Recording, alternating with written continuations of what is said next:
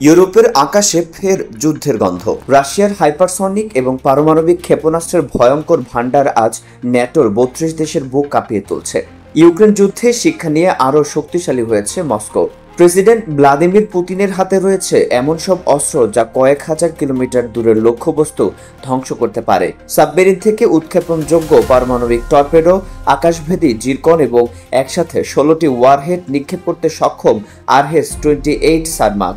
NATO সদস্য দেশগুলোর রাতের ঘুম উড়িয়ে দিচ্ছে এই ভয়। পশ্চিমা সামরিক জোটের পাল্টা জবাব স্পষ্ট। ইউরোপের মাটিতে মোতায়েন হচ্ছে মার্কিন তৈরি ডার্ক ইগল ও টোমাহক দূরপাল্লার ক্ষেপণাস্ত্র।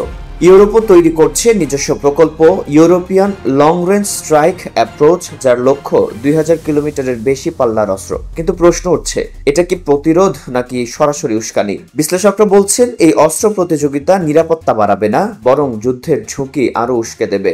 পুতিনের অস্ত্র ভান্ডার এমনই যে মুহূর্তেই ইউরোপের শক্তি কাঠামো ভেঙে দিতে পারে।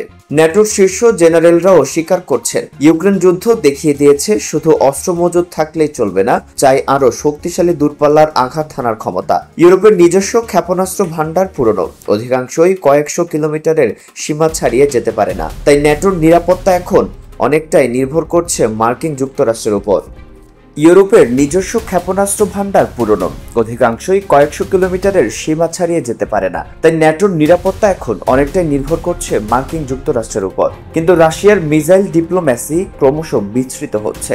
লঞ্চ প্যাডে প্রস্তুত, সাবমেরিন লোকানো, রেলপথে চলমান ক্ষেপণাস্ত্র যে কোনো মুহূর্তে আঘাত হানতে সক্ষম। এদিকে অর্থনৈতিক চাপ বাড়াতে নতুন হুমকি দিয়েছেন মার্কিন প্রেসিডেন্ট ডোনাল্ড ট্রাম্প। ঘোষণা করেছেন ৫০ দিনের মধ্যে যুদ্ধ না থামালে রাশিয়ার রপ্তানি পণ্যে বসবে ১০০% শুল্ক এবং রাশিয়ার সঙ্গে ব্যবসা করা দেশগুলোকেও শাস্তির মুখে পড়তে হবে।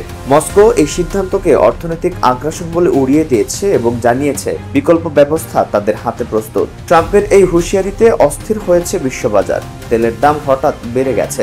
তবে মূল প্রশ্ন থেকে যাচ্ছে, এই নতুন ঠান্ডা যুদ্ধের শেষ কোথায়? পুতিন বলছেন এই ক্ষেপণাস্ত্র তাদের নিরাপত্তার জন্য, কিন্তু দুনিয়ার শক্তিধর রাষ্ট্রগুলো জানে যুদ্ধ শুরু হলে এই অস্ত্রগুলোই ধ্বংসযজ্ঞের সূচনা করবে। ইউরোপের আকাশে যে যুদ্ধের মেঘ জমেছে তা আর অস্বীকার করার উপায় নেই। মিসাইলের এই খেলায় যে কোনো মুহূর্তে আগুন ছড়িয়ে পড়তে পারে, আর সময়ই বলবে কবে বেজে উঠবে সেই ভয়াবহ যুদ্ধের ঘণ্টা।